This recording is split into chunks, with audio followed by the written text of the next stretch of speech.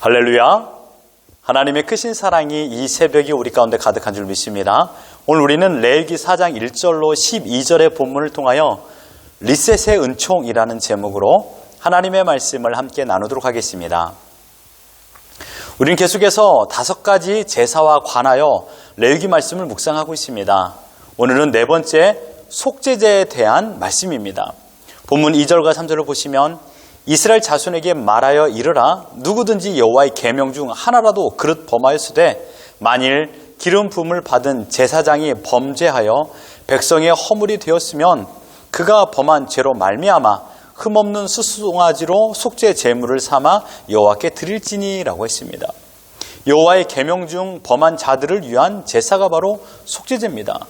이 제사의 목적은 죄를 사하는 것입니다. 그런데 본문에서 말하는 제사를 드린 대상이 누굽니까? 제사장입니다.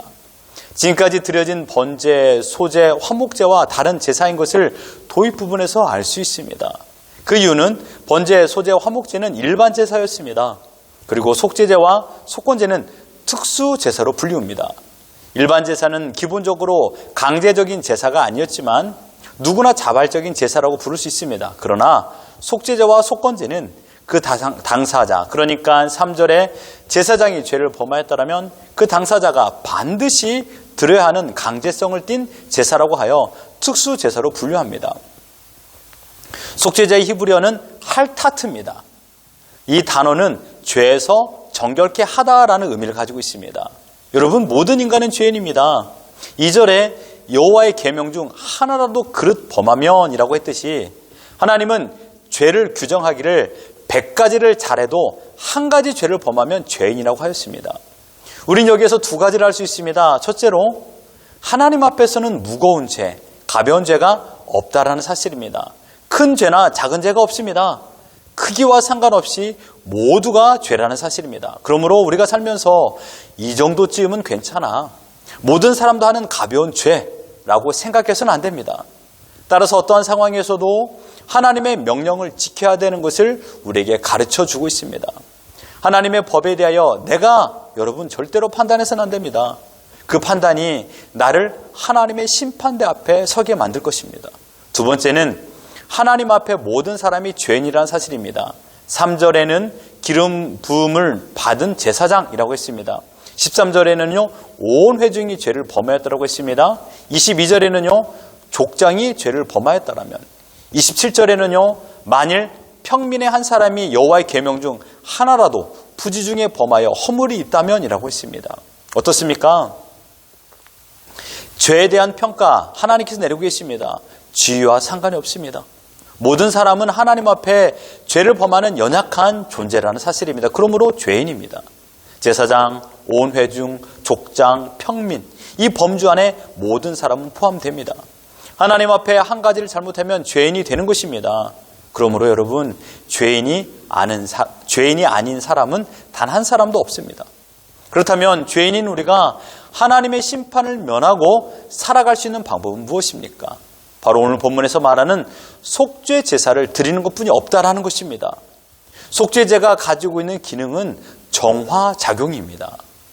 정화작용이라는 것은 더러운 오물을 제거하는 능력을 말합니다. 여러분, 자연은 스스로 더러워진 오물을 제거하는 능력이 있습니다. 그래서 시간이 지나면 더러운 오물이 스스로 정화되며 깨끗함을 유지하게 됩니다. 이것을 자정작용이라고 합니다. 하지만 죄는 스스로 깨끗해지지 않습니다. 죄를 방치하면 할수록 깨끗해지지 않고 더 더러워지는 것이 죄의 특징입니다. 혹시 깨진 유리창의 법칙을 아십니까? 깨진 유리창 하나를 방치해두면 그 지점을 중심으로 범죄가 확산되기 시작한다는 이론입니다. 그래서 사소한 무질서를 방치하면 큰 문제로 이어질 가능성이 높다라는 의미를 담고 있는 논리입니다. 1980년대 뉴욕시에서 지하철이 취한 상태가 너무 어려운 지경에 이르렀습니다. 그래서 뉴욕시장은 이 깨진 유리창의 법칙을 그대로 도입하여 지하철 내에 있는 모든 낙서들을 다 제거했습니다. 물론 깨진 공중전화 부스와 부서진 잡지들도 모두 수리하여 완전 상태로 개선했다고 합니다. 그 이후에 어떤 일이 일어난지 아십니까? 지하철에서의 사건, 사고가 현저히 줄어들었던 현저히 줄어들었다라고 말하고 있습니다. 여러분, 죄는 강력한 마성이 있습니다. 끌어당기는 힘이 있다는 것이죠. 죄는 하나로 멈추지 않습니다. 또 다른 죄를 잉태하고 출산하여 배가가 되게 합니다. 그러므로 죄는 방치해서는 안 됩니다. 어떻게 될까요? 속히 해결해야 됩니다. 문제는 죄는 스스로 정화되지 않는다는 것이요. 그러므로 그 어떠한 방법을 동원하여 내가 범한 죄를 해결해야 됩니다. 이것이 바로 오늘 본문의 속죄자라는 것입니다. 레위기 16장 19절을 보시면 또 손가락으로 그 피를 그 위에 7번 뿌려 이스라엘 자손의 부정에서 제단을 성결하게 할 것이요 라고 말했습니다. 속죄제는 성결케 하는 정화작용의 능력을 가지고 있습니다. 본문 5절에서 7절을 보십시오. 기름 부음을 받은 제사장은 그 수송아지의 피를 가지고 회막에 들어가서 그 제사장의 손가락에 그 피를 찍어 여호와 앞 곧 성소의 휴장 앞에 7번 뿌릴 것이며 제사장은 또 그 피를 여호와 앞 곧 회막 안 향단 뿔들에 바르고 그 송아지의 피 전부를 회막문 앞 번제단 밑에 쏟을 것이며 라고 말하고 있습니다. 속죄물로 드린 수송아지를 죽여서 불로 태워 하나님께 드리는 것으로 끝을 내지 않습니다. 먼저는 수송아지의 피를 받아서 성소의 휴장에서 7번 뿌리고 회막 안 향단 뿔들에 바르겠습니다. 마치 수송아지의 피를 가지고 곳곳을 청소하는 느낌이 들지 않습니까? 이러한 의식의 의미는 죄로 더러워진 성막 곳곳을 제물의 피로 닦아내는 작업을 형상화한 것입니다. 이처럼 속죄자가 정결 작업을 통해 더러운 것들을 닦아낸다는 말은 곧 속죄자가 죄를 더러운 오염이나 때로 벗겨낸다라는 의미를 가지고 있는 것입니다. 벗겨낸다라는 의미를 가지고 있는 것입니다. 죄는 범한 그 자리에만 머무는 것이 아닙니다. 죄는 확산된다라는 것입니다. 이스라엘 백성이 죄를 범하면 하나님께서 내주하시는 진영을 오염시키는 것이요, 때를 묻게 만드는 일입니다. 특별히 오늘 본문에서 성수의 휴장이나 향단 뿔에 바르는 이유는 죄라는 오염물이 단순히 죄인이나 죄인이 속한 공동체만을 더럽히는 것이 아니라 진영 가운데 있는 하나님의 임재의 상징물인 성막과 거룩한 제사 기구들도 더럽힌다라는 것입니다. 이처럼 죄는 무섭습니다. 특별히 오늘 본문에서는 제사장을 예로 들어 말하고 있습니다. 제사장이 가장 오랜 시간 머무는 곳은 성막입니다. 제사장의 범죄는 그러므로 성막의 가장 깊숙한 지성소 앞까지, 그래서 성소의 휴장까지 오염시킨다라는 것입니다. 죄를 범한 당사자뿐만 아니라 죄로 말미암아 이스라엘 전체 지역에 심지어 하나님께서 거하신 처소에까지 이 죄의 영향은 미친다라는 것입니다. 죄를 쉽게 생각해서는 안 됩니다. 하나님은 죄를 아주 엄단하게 다루시는데 우리는 죄를 너무 쉽게 여긴다라는 것이 문제입니다. 속죄제는 죄로 인하여 전 인격이 오염된 모든 것을 리셋하는 역할을 감당하는 것입니다. 마치 컴퓨터 리셋 기능을 사용하여 바이러스에 감염된 컴퓨터를 원상 복구시키듯이 속죄제는 인간의 죄로 인하여 오염된 모든 부분을 리셋하는 것입니다. 이것을 리셋의 은총이라고 저는 부르고 싶습니다.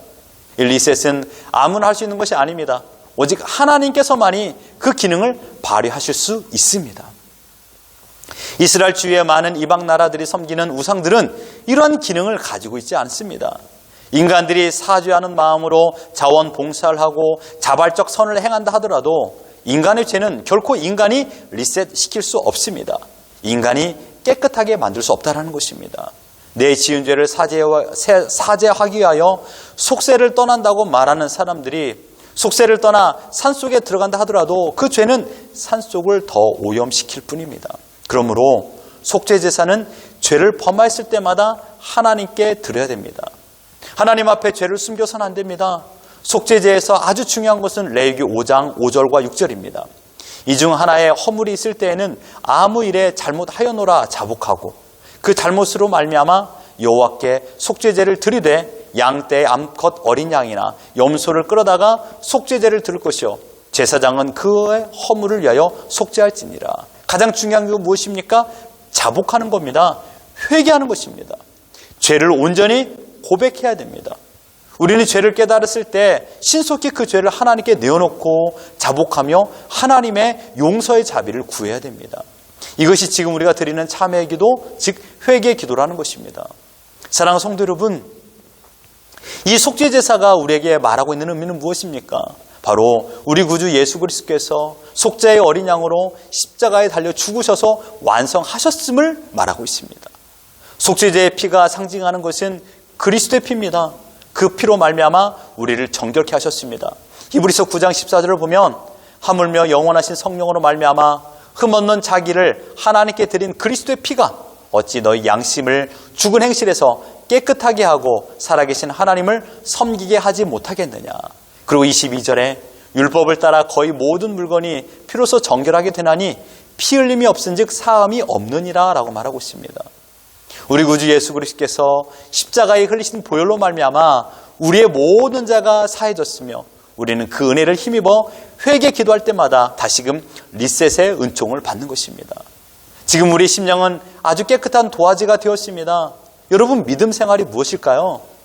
우리의 깨끗함을 유지하는 것입니다. 여러분, 더럽히지 마십시오. 여러분의 마음을요. 무엇보다 우리가 해야 될 것은 두 가지입니다. 첫째로 하나님이 싫어하는 죄를 범하는 일에 쉽게 노출되지 말아야 됩니다. 죄는 모양이라도 버리라고 했습니다.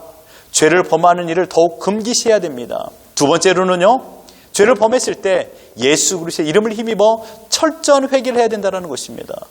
아까도 말했지만 죄는 방치해서는 안 됩니다. 먼저는 여러분의 생각 속의 죄를 회개하십시오. 생각이 행동을 만듭니다. 그 행동은 끝내 더 큰 죄로 이어집니다. 여러분의 생각을 리셋시켜야 됩니다. 여러분의 언어를 리셋시키십시오. 여러분의 행동을 리셋시키십시오. 어떻게 가능할까요? 우리 곁에 계신 보혜사 성령 하나님, 파라클레토스, 항상 내 곁에 계신 성령님을 의지하며 그분의 명령에 순종하며 살아가는 것입니다.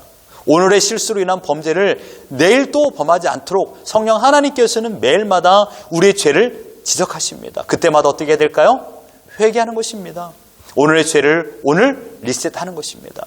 구하고 찾고 의지하는 자에게 하나님은 리셋의 은총을 베푸십니다. 그리고 하나님께서 싫어하는 죄를 범하지 않도록 매일마다 피 흘리기까지 싸워야 됩니다. 죄와 더불어서요. 죄와 싸우십시오. 죄에게 지지 말고 죄를 이길 수 있도록 보혜사 성령 하나님을 의지하는 겁니다.